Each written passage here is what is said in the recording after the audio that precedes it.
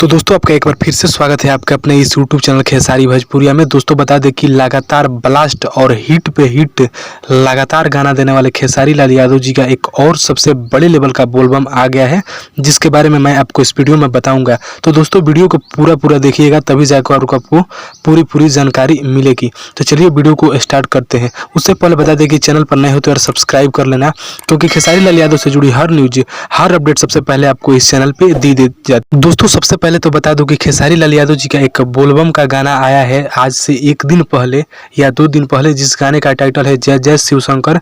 जिस गाने ने बहुत अच्छा रिस्पॉन्स पाया और फिलहाल वो ट्रेंडिंग सेक्शन में चल रहा है।